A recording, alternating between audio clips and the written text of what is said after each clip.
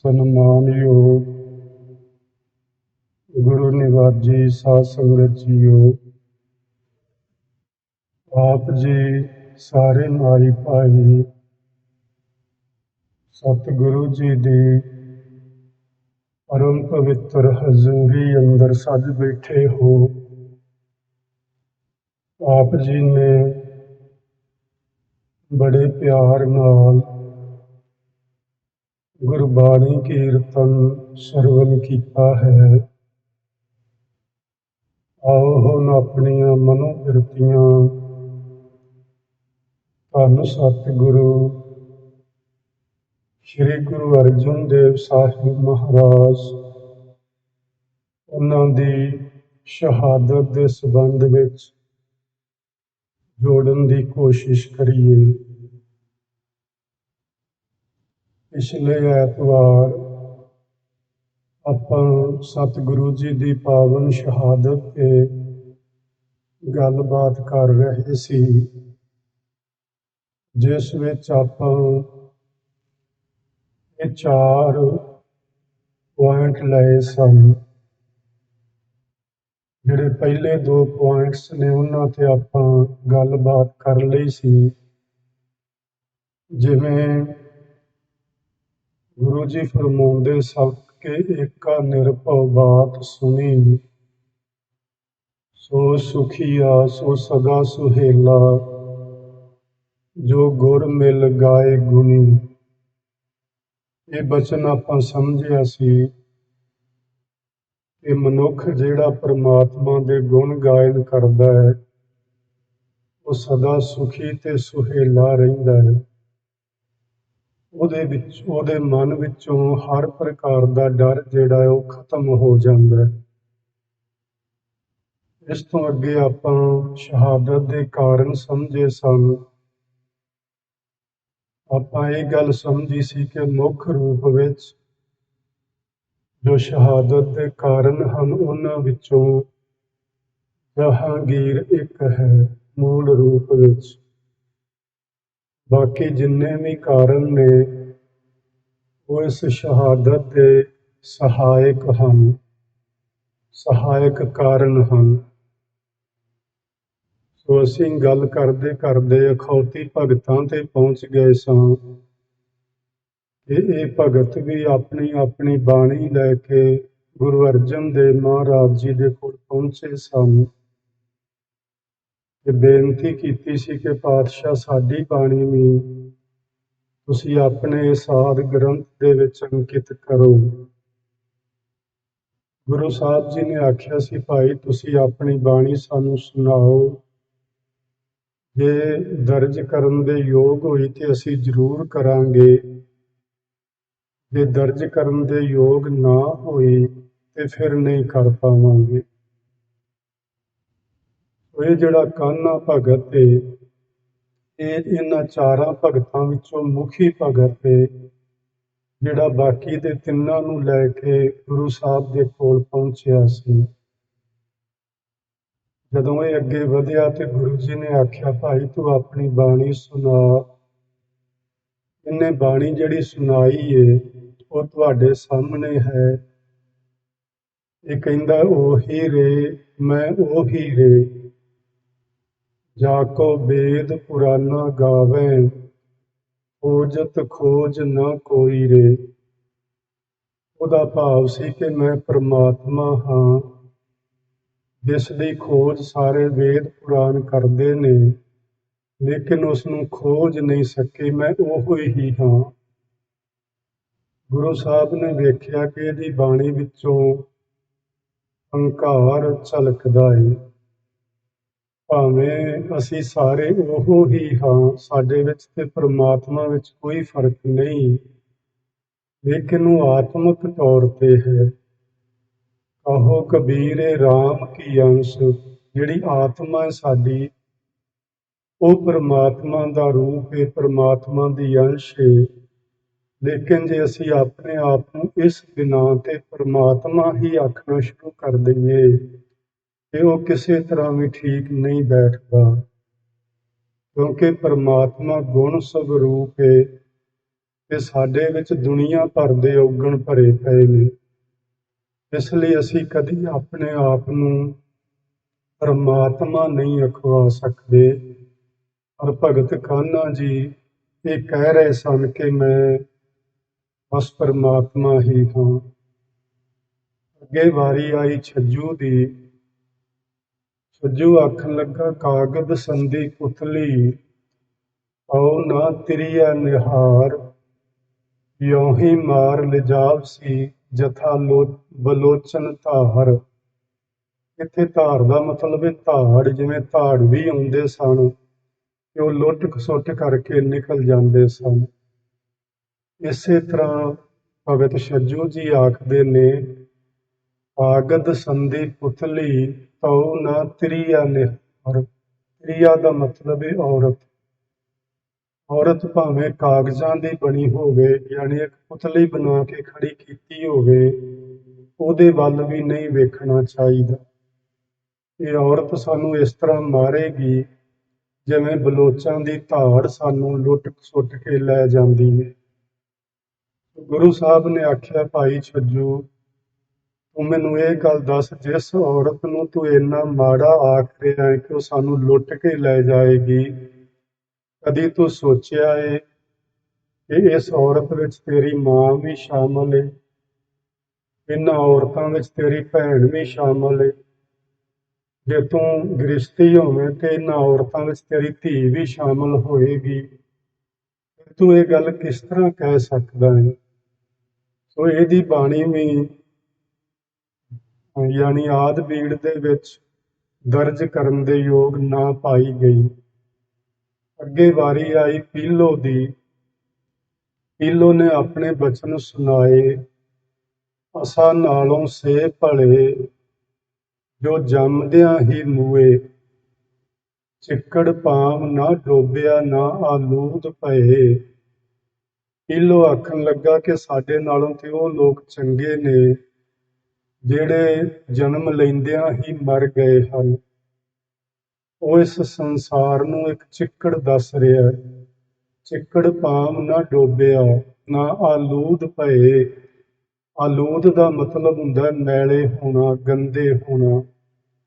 ਜਿਹੜੇ ਜੰਮਦੇ ਹੀ ਮਰ ਗਏ, ਸਾਡੇ ਨਾਲੋਂ ਉਹ ਚੰਗੇ ਰਹਿ ਗਏ ਕਿਉਂਕਿ ਉਹਨਾਂ ਨੇ ਇਸ ਸੰਸਾਰ ਰੂਪ ਚਿੱਕੜ ਦੇ ਵਿੱਚ ਪੈਰ ਹੀ ਨਹੀਂ ਰੱਖਿਆ ਤੇ ਉਹ ਮੈਲੇ ਹੀ ਨਹੀਂ ਹੋਏ। ਸਤਿਗੁਰਾਂ ਨੇ ਆਖਿਆ, ਭਾਈ ਪੀਲੋ, ਤੇਰੀ ਬਾਣੀ ਬੜੀ ਹੀ ਨਿਰਾਸ਼ਾਵਾਦੀ ਹੈ। ਇਹਦੇ ਵਿੱਚ ਕਿਸੇ ਤਰ੍ਹਾਂ ਵੀ ਕੋਈ ਆਸ ਦੀ ਗੁੰਜਾਇਸ਼ ਹੀ ਨਹੀਂ ਰਹਿ ਗਈ। ਇਸ ਲਈ ਕਿਵੇਂ ਅਸੀਂ ਇਸ ਬਾਣੀ ਨੂੰ ਆਦਿ ਬੀੜ ਦੇ ਵਿੱਚ ਦਰਜ ਕਰ ਸਕਦੇ ਹਾਂ? ਅੱਗੇ ਵਾਰੀ ਆਈ ਸ਼ਾਹ ਹੁਸੈਨ ਦੀ। ਸ਼ਾਹ ਹੁਸੈਨ ਆਖਦਾ, ਚੁੱਪ ਵੇ ਅੜਿਆ ਚੁੱਪ, ਸੱਜਣਾ ਬੋਲਣ ਦੀ ਜਾਏ ਨਾਹੀਂ। ਭਾਵੇਂ ਸੰਸਾਰ ਗੱਲ ਕਰਨ ਦੀ ਥਾਂ ਹੀ ਨਹੀਂ। ਇੱਥੇ ਸਾਨੂੰ ਚੁੱਪ ਕਰਕੇ ਹੀ ਰਹਿਣਾ ਚਾਹੀਦਾ। ਗੁਰੂ ਜੀ ਆਖਣ ਲੱਗੇ, ਨਾ ਸ਼ਾਹ ਹੁਸੈਨ, ਪਰਮਾਤਮਾ ਨੇ ਸਾਨੂੰ ਜ਼ੁਬਾਨ ਦਿੱਤੀ ਹੈ, ਬੋਲਣ ਲਈ ਦਿੱਤੀ ਹੈ। ਚੁੱਪ ਕਰਕੇ ਤੇ ਆਹ ਸਾਰੇ ਪੇੜ ਪੌਦੇ ਰਹਿੰਦੇ ਨੇ। ਜੇ ਇਨਸਾਨ ਵੀ ਚੁੱਪ ਕਰਕੇ ਰਹਿਣ ਲੱਗ ਪਵੇ ਤੇ ਇਹਦੇ ਵਿੱਚ ਤੇ ਪਸ਼ੂਆਂ ਪੰਛੀਆਂ ਵਿੱਚ, ਇਹਨਾਂ ਪੇੜ ਪੌਦਿਆਂ ਵਿੱਚ ਕੀ ਫਰਕ ਹੋਏਗਾ? ਇਨਸਾਨ ਨੂੰ ਰੱਬ ਨੇ ਜ਼ੁਬਾਨ ਦਿੱਤੀ ਹੈ, ਪਰ ਇੱਕ ਗੱਲ ਸਮਝਣ ਵਾਲੀ ਹੈ ਕਿ ਇਸ ਜ਼ੁਬਾਨ ਦੇ ਨਾਲ ਮੰਦੇ ਬੋਲ ਨਹੀਂ ਬੋਲਣੇ ਚਾਹੀਦੇ। ਬੋਲਣਾ ਜ਼ਰੂਰ ਚਾਹੀਦਾ। ਇਸ ਜ਼ੁਬਾਨ ਦੇ ਨਾਲ ਪਰਮਾਤਮਾ ਦੀ ਸਿਫਤ ਕਰਨੀ ਚਾਹੀਦੀ ਹੈ, ਮਾਲਕ ਦੀ ਉਸਤਤ ਕਰਨੀ ਚਾਹੀਦੀ ਹੈ, ਆਪਣੀਆਂ ਲੋੜੀਂਦੀਆਂ ਗੱਲਾਂ ਕਰਨੀਆਂ ਚਾਹੀਦੀਆਂ ਨੇ। ਪਰ ਲੋਕਾਂ ਦੀ ਨਿੰਦਿਆ ਚੁਗਲੀ ਕਰਨਾ, ਮਾੜੇ ਬਚਨ ਬੋਲਣੇ, ਉਹ ਨਹੀਂ ਬੋਲਣੇ ਚਾਹੀਦੇ। ਸੋ ਇਸ ਬਿਨਾਂ ਤੇ ਜੇ ਤੂੰ ਕਹਿੰਦਾ ਹੈ ਕਿ ਸਾਨੂੰ ਚੁੱਪ ਹੀ ਕਰ ਜਾਣਾ ਚਾਹੀਦਾ, ਬੋਲਣਾ ਹੀ ਨਹੀਂ ਚਾਹੀਦਾ, ਤੇ ਭਾਈ ਇਹ ਤੇਰੀ ਬਾਣੀ ਵੀ ਇਸ ਆਦਿ ਬੀੜ ਸਾਹਿਬ ਦੇ ਵਿੱਚ ਦਰਜ ਕਰਨ ਦੇ ਯੋਗ ਨਹੀਂ ਹੈ। ਸੋ ਇਹ ਚਾਰ ਭਗਤ ਆਏ ਸਨ ਭਾਈ ਕਾਨ੍ਹਾ ਜੀ ਦੇ ਨਾਲ ਮਿਲ ਕੇ, ਤਿੰਨ ਭਗਤ ਆਏ ਸਨ ਭਾਈ ਕਾਨ੍ਹਾ ਜੀ ਦੇ ਨਾਲ ਮਿਲ ਕੇ। ਇਹਨਾਂ ਚਾਰਾਂ ਨੇ ਜਦੋਂ ਆਪਣੀ ਆਪਣੀ ਕਵਿਤਾ ਗੁਰੂ ਜੀ ਨੂੰ ਸੁਣਾਈ ਤੇ ਗੁਰੂ ਜੀ ਨੇ ਇਸ ਕਵਿਤਾ ਨੂੰ ਆਦਿ ਬੀੜ ਵਿੱਚ ਲਿਖਣ ਤੋਂ ਨਾ ਕਰ ਦਿੱਤੀ, ਔਰ ਇਹ ਲਿਖਣ ਦੇ ਯੋਗ ਵੀ ਨਹੀਂ। ਤੁਸੀਂ ਵੇਖ ਹੀ ਰਹੇ ਹੋ ਕਿੱਥੇ ਗੁਰਬਾਣੀ ਦਾ ਸ਼ਬਦ ਵੇਖੋ ਤੇ ਕਿਵੇਂ ਉਹ ਮਨ ਦੇ ਵਿੱਚ ਧੱਸਦਾ ਤੁਰਿਆ ਜਾਂਦਾ। ਜੇ ਤੁਸੀਂ ਇਹਨਾਂ ਸ਼ਬਦਾਂ ਨੂੰ ਵੇਖੋ ਤੇ ਕਿਸ ਤਰ੍ਹਾਂ ਲੱਗਦੇ ਨੇ ਜਿਵੇਂ ਫਿੱਕੀਆਂ ਫਿੱਕੀਆਂ ਜਿਹੀਆਂ ਗੱਲਾਂ ਨੇ, ਇਹਨਾਂ ਵਿੱਚ ਸੱਚਾਈ ਨਜ਼ਰ ਹੀ ਨਹੀਂ ਆਉਂਦੀ। ਗੁਰੂ ਸਾਹਿਬ ਨੇ ਆਖਿਆ ਸੀ, ਭਾਈ ਭਗਤ ਜਨੋ, ਅਸੀਂ ਸੱਚ ਦੇ ਵਿੱਚ ਕੱਚ ਨਹੀਂ ਮਿਲਾ ਸਕਦੇ, ਸੱਚ ਹਮੇਸ਼ਾ ਸੱਚ ਰਹੇਗਾ। ਆਹ ਜਿਹੜੀ ਕੱਚੀ ਬਾਣੀ ਤੁਸੀਂ ਵਿੱਚ ਰਲਾ ਕਰਨਾ ਚਾਹੁੰਦੇ ਹੋ, ਇਹ ਕਿਸੇ ਤਰ੍ਹਾਂ ਵੀ ਵਾਜਬ ਨਹੀਂ। ਇਹ ਗੱਲ ਸੁਣ ਕੇ ਜਿਹੜੇ ਥੱਲੇ ਵਾਲੇ 3 ਭਗਤ ਨੇ, ਇਹ ਤਾਂ ਚੁੱਪ ਕੀਤੇ ਰਹੇ, ਪਰ ਕਾਨ੍ਹਾ ਭਗਤ ਜਿਹੜਾ ਇਹ ਬੜਾ ਭੜਕਿਆ ਸੀ।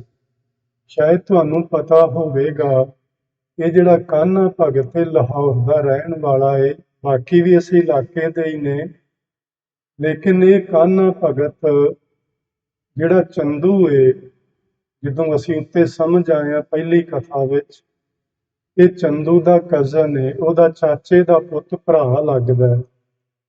ਤੇ ਇਹ ਇਸ ਕਰਕੇ ਜ਼ਿਆਦਾ ਤੜਫਿਆ ਕਿ ਮੈਂ ਹੁਣੇ ਹੀ ਚੰਦੂ ਕੋਲ ਜਾ ਕੇ ਤੁਹਾਡੀ ਸ਼ਿਕਾਇਤ ਕਰਦਾ, ਤੇ ਫਿਰ ਤੁਹਾਨੂੰ ਪਤਾ ਲੱਗੇਗਾ ਕਿ ਸਾਡੀ ਬਾਣੀ ਤੁਸੀਂ ਕਿਵੇਂ ਇਸ ਗ੍ਰੰਥ ਵਿੱਚ ਨਹੀਂ ਲਿਖਦੇ। ਇਹੋ ਜਿਹੇ ਬਚਨ ਕਰਦਾ ਕਰਦਾ ਇਹ ਕਾਨ੍ਹਾ, ਯਾਨੀ ਬਹੁਤ ਘਟੀਆ ਤੇ ਮਾੜੇ ਬੋਲ ਬੋਲਦਾ ਹੋਇਆ ਇਹ ਇੱਥੋਂ ਚਲਾ ਗਿਆ ਸੀ ਅੰਮ੍ਰਿਤਸਰ ਸਾਹਿਬ ਤੋਂ। ਦੱਸਦੇ ਨੇ ਕਿ ਇਹ ਚੰਦੂ ਕੋਲ ਪਹੁੰਚਿਆ ਨਹੀਂ, ਇਹ ਘੋੜੇ ਤੇ ਸੀ ਆਇਆ ਚੜ੍ਹ ਕੇ, ਤੇ ਕਿਸੇ ਕਾਰਨ ਇਹਦਾ ਘੋੜਾ ਡਰ ਗਿਆ ਤੁਰਿਆ ਜਾਂਦਾ, ਇਹ ਉੱਤੋਂ ਡਿੱਗ ਪਿਆ, ਇਹਦਾ ਪੈਰ ਘੋੜੇ ਦੀ ਰਕਾਬ ਵਿੱਚ ਫਸ ਗਿਆ। ਘੋੜਾ ਦੌੜ ਰਿਹਾ, ਇਹਦਾ ਸਿਰ ਜ਼ਮੀਨ ਤੇ ਵੱਜ ਕੇ ਇਹਦੀ ਮੌਤ ਹੋ ਗਈ, ਇਸ ਅਖੌਤੀ ਭਗਤ ਕਾਨ੍ਹਾ ਦੀ। ਸੋ ਇਸ ਤਰ੍ਹਾਂ ਇੱਕ ਭਗਤ ਵੀ ਨਿਰਾਸ਼ ਹੋ ਕੇ ਆਖ ਲਈਏ, ਜਾਂ ਇਹਨਾਂ ਦੀ ਬਾਣੀ ਦਰਜ ਨਾ ਗੁਰੂ ਸਾਹਿਬ ਨੇ ਕੀਤੀ ਤੇ ਦੁਖੀ ਹੋ ਕੇ ਇਹ ਵੀ ਚਲੇ ਗਏ ਸਨ। ਇਹ ਜਿਹੜੇ 3 ਭਗਤ ਨੇ ਤੇ ਕਾਨ੍ਹਾ ਸਮੇਤ, ਇਹਨਾਂ ਨੇ ਜਾ ਕੇ ਵੀ ਉਸ ਬਲਦੀ ਦੇ ਉੱਤੇ ਤੇਲ ਪਾਇਆ ਸੀ ਕਿ ਸੱਚਮੁੱਚ ਹੀ ਗੁਰੂ ਅਰਜਨ ਜਿਹੜੇ ਨੇ ਉਹ ਬੜੇ ਅਹੰਕਾਰੀ ਪੁਰਸ਼ ਨੇ। ਉਹਨਾਂ ਨੇ ਇਸ ਗ੍ਰੰਥ ਦੇ ਵਿੱਚ ਇਸਲਾਮ ਦੀ ਤੌਹੀਨ ਲਿਖੀ ਹੈ, ਕਿ ਜੇ ਅਸੀਂ ਆਖਿਆ ਸਾਡੀ ਬਾਣੀ ਦਰਜ ਕਰੋ ਤੇ ਉਹਨਾਂ ਨੇ ਸਾਨੂੰ ਜਵਾਬ ਦੇ ਦਿੱਤਾ ਹੈ। ਇਸ ਕਰਕੇ ਇਹਨਾਂ 4 ਅਖੌਤੀ ਭਗਤਾਂ ਦਾ ਨਾਂ ਆਉਂਦਾ ਹੈ ਕਿ ਉਹ ਜਿਹੜਾ ਮੂਲ ਕਾਰਨ ਹੈ ਗੁਰੂ ਸਾਹਿਬ ਦੀ ਸ਼ਹਾਦਤ ਦਾ, ਉਹਦੇ ਵਿੱਚ ਇਹਨਾਂ ਨੇ ਵੀ ਯੋਗ ਹਿੱਸਾ ਪਾਇਆ ਜੋ ਇਹ ਪਾ ਸਕਦੇ ਸਨ। ਸੋ ਅੱਗੇ ਆਪਾਂ ਗੱਲ ਕਰਨੀ ਹੈ ਗੁਰੂ ਸਾਹਿਬ ਦੀ ਸ਼ਹਾਦਤ। ਉਹਨਾਂ ਦੀ ਸ਼ਹਾਦਤ ਕਿਵੇਂ ਹੋਈ? ਇਤਿਹਾਸ ਵਿੱਚ ਲਿਖਿਆ ਕਿ 22 ਤਰੀਕ ਨੂੰ ਉਹਨਾਂ ਨੂੰ ਅੰਮ੍ਰਿਤਸਰ ਸਾਹਿਬ ਤੋਂ ਗ੍ਰਿਫਤਾਰ ਕੀਤਾ ਗਿਆ ਸੀ, 22 ਮਈ ਨੂੰ, ਤੇ 30 ਮਈ ਨੂੰ ਉਹਨਾਂ ਦੀ ਸ਼ਹਾਦਤ ਹੋਈ ਹੈ। 26 ਮਈ ਤੋਂ ਤਸੀਹੇ ਦੇਣੇ ਸ਼ੁਰੂ ਕੀਤੇ ਗਏ ਸਨ। ਆਪਾਂ ਇਹ ਸਮਝਿਆ ਸੀ ਪਿਛਲੀ ਕਥਾ ਵਿੱਚ ਕਿ ਜਹਾਂਗੀਰ ਇਹ ਹੁਕਮ ਸੁਣਾ ਕੇ ਮੁਰਤਜ਼ਾ ਖਾਨ ਨੂੰ, ਚੰਦੂ ਆਦਿਕਾਂ ਨੂੰ, ਕਿ ਤੁਸੀਂ ਅਰਜਨ ਜੀ ਨੂੰ, ਉਹ ਤੇ ਵੈਸੇ ਜੀ ਵੀ ਨਹੀਂ ਕਹਿੰਦਾ ਹੋਣਾ, ਵੀ ਇਹਨੂੰ ਯਾਸਾ ਦੇ ਕਾਨੂੰਨ ਮੁਤਾਬਕ ਮਾਰ ਮੁਕਾਓ। ਯਾਸਾ ਦਾ ਕਾਨੂੰਨ ਆਪਾਂ ਪਿਛਲੀ ਵਾਰੀ ਸਮਝਿਆ ਸੀ ਕਿ ਉਹ ਕਾਨੂੰਨ ਚੰਗੇਜ਼ ਖਾਨ ਦਾ ਬਣਾਇਆ ਹੋਇਆ, ਜਿਸ ਦੇ ਤਹਿਤ ਜਦੋਂ ਕਿਸੇ ਧਾਰਮਿਕ ਵਿਅਕਤੀ ਨੂੰ ਮਾਰਿਆ ਜਾਂਦਾ ਹੈ ਕਿ ਉਸ ਦਾ ਖੂਨ ਦਾ ਇੱਕ ਕਿਣਕਾ ਵੀ ਜ਼ਮੀਨ ਤੇ ਨਹੀਂ ਡਿੱਗਣ ਦਿੱਤਾ ਜਾਂਦਾ। ਇਸ ਲਈ ਗੁਰੂ ਜੀ ਨੂੰ ਤੱਤੀ ਤਵੀ ਤੇ ਬਿਠਾਇਆ ਗਿਆ, ਇਸ ਲਈ ਉਹਨਾਂ ਨੂੰ ਦੇਗ ਵਿੱਚ ਉਬਾਲਿਆ ਗਿਆ, ਇਸੇ ਲਈ ਉਹਨਾਂ ਦੇ ਸੀਸ ਵਿੱਚ ਗਰਮ ਰੇਤ ਪਾਈ ਗਈ। ਸੋ ਜਿਹੜਾ ਪਹਿਲਾ ਤਸੀਹਾ ਸ਼ੁਰੂ ਕੀਤਾ ਗਿਆ ਉਹ ਸੀ ਗਰਮ ਰੇਤ ਵਾਲਾ। ਉਸ ਦਿਨ ਰੇਤ ਸੀਸ ਵਿੱਚ ਨਹੀਂ ਪਾਈ ਗਈ, ਸਗੋਂ ਇਤਿਹਾਸ ਕਹਿੰਦਾ ਕਿ ਉਹਨਾਂ ਨੂੰ ਪਹਿਲੇ ਦਿਨ ਤੋਂ ਹੀ ਕੁਝ ਖਾਣ ਪੀਣ ਲਈ ਨਹੀਂ ਦਿੱਤਾ ਗਿਆ, ਉਹਨਾਂ ਨੂੰ ਭੁੱਖਿਆ ਤੇ ਉਨੀਂਦਰੇ ਰੱਖਿਆ ਗਿਆ, ਰਾਤ ਨੂੰ ਸੌਣ ਵੀ ਨਹੀਂ ਸੀ ਦਿੱਤਾ ਜਾਂਦਾ। ਪਹਿਲੇ ਦਿਨ ਜਦੋਂ ਤਸੀਹੇ ਸ਼ੁਰੂ ਹੋਏ ਨੇ, 3-4 ਹੀ ਤੇ ਬਚਨ ਉਹ ਕਹਿੰਦੇ ਸਨ ਵੀ ਜਾਂ ਤੁਸੀਂ ਇਸਲਾਮ ਧਾਰਨ ਕਰ ਲਵੋ, ਜਾਂ ਸਾਡੇ ਇਹਨਾਂ ਭਗਤਾਂ ਦੀ ਬਾਣੀ ਆਦਿ ਬੀੜ ਵਿੱਚ ਲਿਖ ਲਵੋ ਤੇ ਚੰਦੂ ਦੀ ਧੀ ਦਾ ਰਿਸ਼ਤਾ ਮਨਜ਼ੂਰ ਕਰ ਲਵੋ। ਜਿਹੜਾ ਤੁਹਾਨੂੰ ਜੁਰਮਾਨਾ ਲਗਾਇਆ ਸੀ, ਜੁਰਮਾਨੇ ਦੀ ਅੱਗੇ ਗੱਲ ਕਰਾਂਗੇ, ਕੋਈ ਨਹੀਂ ਲਗਾਇਆ ਗਿਆ, ਲੇਕਿਨ ਉਹ ਕਹਿ ਰਹੇ ਸਨ ਕਿ ਖੁਸਰੋ ਦੀ ਇਮਦਾਦ ਤੁਸੀਂ ਕੀਤੀ ਹੈ, 3 ਲੱਖ ਤੁਹਾਨੂੰ ਜੁਰਮਾਨਾ ਦੇਣਾ ਹੁੰਦਾ ਹੈ, ਉਹ ਜੁਰਮਾਨਾ ਭਰ ਦਿਓ। ਗੁਰੂ ਜੀ ਇਹਨਾਂ ਵਿੱਚੋਂ ਕੋਈ ਵੀ ਗੱਲ, ਉਹ ਕਹਿੰਦੇ ਸੱਚ ਹੀ ਨਹੀਂ ਤੇ ਮੈਂ ਕਰਾਂ ਕਿਵੇਂ? ਜੇ ਸੱਚੀ ਮੁੱਚੀ ਸੱਚ ਹੁੰਦੀਆਂ ਤੁਹਾਡੀਆਂ ਗੱਲਾਂ ਤੇ ਮੈਂ ਇਹਨਾਂ ਨੂੰ ਜ਼ਰੂਰ ਮੰਨ ਲੈਂਦਾ। ਨਾ ਤਾਂ ਇਹ ਬਾਣੀ ਉੱਤੇ ਚੜਾਉਣ ਦੇ ਯੋਗ ਏ, ਨਾ ਮੈਨੂੰ ਕਿਸੇ ਨੇ ਜੁਰਮਾਨਾ ਲਾਇਆ, ਨਾ ਹੀ ਮੈਂ ਕੋਈ ਇਹੋ ਜਿਹਾ ਗਲਤ ਮਾੜਾ ਕੰਮ ਕੀਤਾ ਜਿਹੜਾ ਕਿ ਮੈਨੂੰ ਜੁਰਮਾਨਾ ਭਰਨਾ ਚਾਹੀਦਾ। ਇਹ ਸਾਰੀਆਂ ਗੱਲਾਂ ਜਿਹੜੀਆਂ ਨੇ ਇਹ ਫਜ਼ੂਲ ਦੀਆਂ ਗੱਲਾਂ ਨੇ, ਇਹਨਾਂ ਵਿੱਚ ਕੋਈ ਵੀ ਸਿਰੇ ਦੀ ਜਾਂ ਪਾਏ ਦੀ ਗੱਲ ਨਹੀਂ ਹੈਗੀ। ਸੋ ਪਹਿਲੇ ਦਿਨ ਉਹਨਾਂ ਨੂੰ ਭੁੱਖਿਆ ਪਿਆਸਿਆਂ ਰੱਖ ਕੇ ਬਾਹਰ, ਤੁਹਾਨੂੰ ਅੱਜ ਪਤਾ ਹੀ ਹੈ ਜੇਠ ਹਾੜ ਦੇ ਦਿਨਾਂ ਵਿੱਚ ਪੰਜਾਬ ਦੇ ਉਸ ਖਿੱਤੇ ਤੇ ਕਿੰਨੀ ਗਰਮੀ ਪੈਂਦੀ ਏ ਤੇ ਜਿਹੜੀ ਰੇਤ ਹੁੰਦੀ ਏ ਤੇ ਹੋਰ ਭੱਖ ਉੱਠਦੀ ਏ ਇਸ ਗਰਮੀ ਦੇ ਨਾਲ। ਉਸ ਰੇਤ ਦੇ ਵਿੱਚ ਸਾਰਾ ਦਿਨ ਸ਼ਿਖਰ ਦੁਪਹਿਰੇ ਗੁਰੂ ਮਹਾਰਾਜ ਨੂੰ ਖੜਿਆ ਰੱਖਿਆ ਗਿਆ ਤੇ ਬੈਠਣ ਲਈ ਆਖਿਆ ਗਿਆ। ਰੋਟੀ ਪਾਣੀ ਤੋਂ ਬਿਨਾਂ ਸਾਰਾ ਦਿਨ ਉਸ ਗਰਮ ਰੇਤ ਵਿੱਚ ਪਹਿਲਾ ਦਿਨ ਉਹਨਾਂ ਦਾ ਬਤੀਤ ਹੋਇਆ। ਗੁਰੂ ਜੀ ਨੂੰ ਮਨਾਉਣ ਦਾ ਯਤਨ ਕਰਦੇ ਰਹੇ। ਗੁਰੂ ਜੀ ਇਹੀ ਗੱਲ ਆਖਦੇ ਸਨ ਕਿ ਨਹੀਂ ਭਾਈ, ਮੈਂ ਸੱਚ ਦੇ ਆਧਾਰ ਤੇ ਜੀਵਨ ਜਿਉਣਾ ਚਾਹੁੰਦਾ, ਸੱਚ ਦਾ ਪੱਲਾ ਮੈਂ ਕਦੀ ਨਹੀਂ ਛੱਡਾਂਗਾ। ਇਹ ਜਿਹੜਾ ਸਰੀਰ ਇਹਨੇ ਤੇ ਇੱਕ ਦਿਨ ਵਿਨਸਣਾ ਹੀ ਹੈ। ਤੁਹਾਨੂੰ ਇਹ ਵੀ ਯਾਦ ਹੋਏਗਾ ਕਿ ਜਦੋਂ ਗੁਰੂ ਜੀ ਅੰਮ੍ਰਿਤਸਰ ਸਾਹਿਬ ਤੋਂ ਤੁਰੇ ਸਨ ਤੇ ਸਤਿਕਾਰਯੋਗ ਮਾਤਾ ਗੰਗਾ ਜੀ ਦੇ ਨਾਲ ਉਹ ਗੱਲ ਕਰਕੇ ਗਏ ਸਨ।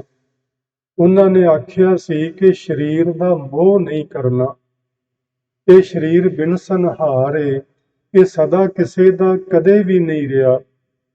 ਇਹ ਸਰੀਰ ਦਾ ਮੋਹ ਨਹੀਂ ਕਰਨਾ, ਸਗੋਂ ਪਰਮਾਤਮਾ ਦੇ ਨਾਮ ਸਿਮਰਨ ਵਿੱਚ ਜੁੜ ਕੇ ਜ਼ਿੰਦਗੀ ਬਤੀਤ ਕਰਨਾ। ਇਹੋ ਹੀ ਗੱਲ ਉੱਥੇ ਗੁਰੂ ਸਾਹਿਬ ਕਹਿ ਰਹੇ ਸਨ ਕਿ ਸਰੀਰ ਤੇ ਭਾਈ ਬਿਨਸ ਜਾਣਾ ਏ, ਤੇ ਫਿਰ ਇਸ ਝੂਠੇ ਸਰੀਰ ਨੂੰ ਰੱਖਣ ਵਾਸਤੇ ਮੈਂ ਸੱਚ ਦਾ ਪੱਲਾ ਕਿਉਂ ਛੱਡਾਂ। ਦੂਜੇ ਦਿਨ ਫਿਰ ਉਹਨਾਂ ਨੇ ਪਾਣੀ ਦੀ ਉਬਲਦੀ ਦੇਗ, ਉਹਦੇ ਵਿੱਚ ਗੁਰੂ ਸਾਹਿਬ ਨੂੰ ਬੈਠਣ ਲਈ ਆਖਿਆ। ਗੁਰੂ ਸਾਹਿਬ ਉਸ ਉਬਲਦੇ ਪਾਣੀ ਦੀ ਦੇਗ ਵਿੱਚ ਵਾਹਿਗੁਰੂ ਦਾ ਨਾਮ ਲੈ ਕੇ ਬੈਠ ਗਏ ਸਨ। ਤੇ ਇਤਿਹਾਸ ਤੇ ਬਈ ਇਸ ਤਰ੍ਹਾਂ ਵੀ ਕਹਿੰਦਾ ਹੈ ਕਿ ਸਾਈਂ ਮੀਆਂ ਮੀਰ ਜੀ ਉੱਥੇ ਮਿਲਣ ਲਈ ਆਏ ਸਨ। ਇਹ ਸਭ ਕੁਝ ਹੁੰਦਾ ਵੇਖ ਕੇ ਸਾਈਂ ਮੀਆਂ ਮੀਰ ਕੁਰਲਾ ਉੱਠਿਆ ਸੀ। ਉਹਨੇ ਆਖਿਆ ਸੀ, ਜਿਸ ਗੁਰਮੁਖ ਨੇ, ਜਿਸ ਮਹਾਂਪੁਰਸ਼ ਨੇ ਇੰਨੀ ਸ਼ਾਂਤਮਈ ਸੁਖਮਣੀ ਦੀ ਬਾਣੀ ਉਚਾਰੀ ਹੋਵੇ, ਜਿਸ ਨੇ ਇੰਨੇ ਚੰਗੇ ਕਰਮ ਕਮਾਏ ਹੋਣ। ਤੁਹਾਨੂੰ ਪਤਾ ਹੈ ਲਾਹੌਰ ਦੇ ਅੰਦਰ ਜਦੋਂ ਕਾਲ ਪਿਆ ਸੀ, ਗੁਰੂ ਅਰਜਨ ਸਾਹਿਬ ਹੀ ਸਨ ਜਿਨ੍ਹਾਂ ਨੇ ਉੱਥੇ ਜਾ ਕੇ ਘਰ ਘਰ ਜਾ ਕੇ ਲੋੜਵੰਦਾਂ ਦੀ ਸਹਾਇਤਾ ਕੀਤੀ ਸੀ। ਉਹ ਲਾਹੌਰ ਨਿਵਾਸੀ ਜਦੋਂ ਉਹਨਾਂ ਨੂੰ ਪਤਾ ਲੱਗਾ ਸੀ ਕਿ ਗੁਰੂ ਜੀ ਦੇ ਨਾਲ ਚੰਦੂ ਦੀ ਹਵੇਲੀ ਵਿੱਚ ਆਹ ਕਾਰਾ ਕੀਤਾ ਜਾ ਰਿਹਾ ਹੈ, ਭਾਵੇਂ ਉਹਨਾਂ ਦੇ ਵੱਸ ਕੁਝ ਨਹੀਂ ਸੀ, ਪਰ ਉਹ ਦਿਲੋਂ ਬਹੁਤ ਕੁਰਲਾਏ ਸਨ। ਸਾਈਂ ਮੀਆਂ ਮੀਰ ਨੇ ਆਖਿਆ ਸੀ ਕਿ ਮੈਨੂੰ ਹੁਕਮ ਕਰੋ, ਮੈਂ ਕੋਈ ਕਰਾਮਾਤ ਦਿਖਾਵਾਂ। ਗੁਰੂ ਸਾਹਿਬ ਨੇ ਆਖਿਆ ਸੀ, ਨਾ ਸਾਈਂ ਜੀ, ਰੱਬ ਦੇ ਪਿਆਰਿਆਂ ਨੂੰ ਕੋਈ ਕਰਾਮਾਤ ਦਿਖਾਉਣੀ ਸ਼ੋਭਾ ਨਹੀਂ ਦਿੰਦੀ। ਨਾਲੇ ਸਰੀਰ ਵਾਸਤੇ, ਸਰੀਰ ਜਾਂਦਾ ਹੈ, ਜਾਣ ਦਿਓ, ਇਹਨੇ ਇੱਕ ਦਿਨ ਜਾਣਾ ਹੀ ਹੈ। ਤੁਸੀਂ ਦੇਖੋ, ਮੈਂ ਇਸ ਮਾਹੌਲ ਦੇ ਅੰਦਰ ਉਬਲਦੇ ਪਾਣੀ ਦੀ ਦੇਗ ਵਿੱਚ ਤੱਤੀ ਤਵੀ ਉੱਤੇ ਬੈਠ ਕੇ ਵੀ ਮਨ ਕਰਕੇ ਸ਼ਾਂਤ ਹਾਂ। ਭਾਵੇਂ ਮੇਰਾ ਸਰੀਰ ਦੁਖੀ ਹੋ ਰਿਹਾ, ਸੜ ਰਿਹਾ, ਛਾਲੇ ਪੈ ਚੁੱਕੇ ਨੇ ਸਰੀਰ ਉੱਤੇ, ਪਰ ਇੰਨੇ ਤਸੀਹੇ ਝੱਲਦਿਆਂ ਹੋਇਆਂ ਵੀ ਮੈਂ ਮਨ ਕਰਕੇ ਸ਼ਾਂਤ ਹਾਂ। ਤੁਸੀਂ ਮੇਰੇ ਮਨ ਵੱਲੇ ਝਾਤੀ ਮਾਰੋ, ਮੇਰੇ ਤਨ ਨੂੰ ਨਾ ਵੇਖੋ। ਸਾਈਂ ਮੀਆਂ ਮੀਰ ਸਤਿਗੁਰੂ ਜੀ ਦਾ ਇਹ ਬਚਨ ਪਾ ਕੇ, ਉਹਨਾਂ ਦਾ ਹੁਕਮ ਮੰਨ ਕੇ ਗੁਰੂ ਮਹਾਰਾਜ ਅੱਗੇ ਸਿਰ ਝੁਕਾ ਕੇ ਉੱਥੋਂ ਚਲੇ ਗਏ ਸਨ। ਉਬਲਦੇ ਪਾਣੀ ਵਿੱਚ ਸਾਰਾ ਦਿਨ, ਜਿੰਨਾ ਚਿਰ ਉਹ ਸਾਰਾ ਸਰੀਰ ਛਾਲੇ ਛਾਲੇ ਨਹੀਂ ਹੋ ਗਿਆ, ਉਹਨਾਂ ਚਿਰ ਉਹਨਾਂ ਨੇ ਉਹਦੇ ਵਿੱਚ ਬਿਠਾਈ ਰੱਖਿਆ।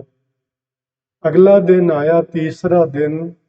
ਅੱਜ ਉਹਨਾਂ ਵਾਸਤੇ ਇੱਕ ਲੋਹ ਤਪਾਈ ਗਈ ਕਿ ਉਸ ਤਪਦੀ ਹੋਈ ਲੋਹ ਉੱਤੇ ਸਤਿਗੁਰੂ ਜੀ ਨੂੰ ਬੈਠਣ ਲਈ ਆਖਿਆ ਗਿਆ ਸੀ। ਗੁਰੂ ਜੀ ਉਸ ਗਰਮ ਲੋਹ ਤੇ ਤਪਦੀ ਹੋਈ ਲੋਹ ਦੇ ਉੱਤੇ ਬੈਠੇ ਸਨ। ਯਾਨੀ 3 ਦਿਨ ਇਹ ਖੌਫਨਾਕ ਤਸੀਹੇ ਜਿਹੜੇ ਨੇ ਇਹ ਗੁਰੂ ਸਾਹਿਬ ਨੂੰ ਦਿੱਤੇ ਗਏ ਤੇ ਬਾਰ-ਬਾਰ ਆਖਿਆ ਜਾਂਦਾ ਰਿਹਾ ਕਿ ਜੋ ਅਸੀਂ ਤੁਹਾਨੂੰ ਬਚਨ ਕਹਿੰਦੇ ਹਾਂ ਤੁਸੀਂ ਉਸ ਨੂੰ ਮੰਨ ਲਵੋ।